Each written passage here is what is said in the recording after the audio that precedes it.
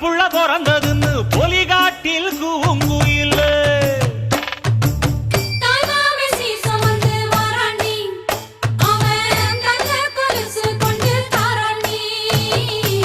சிறு சுமந்த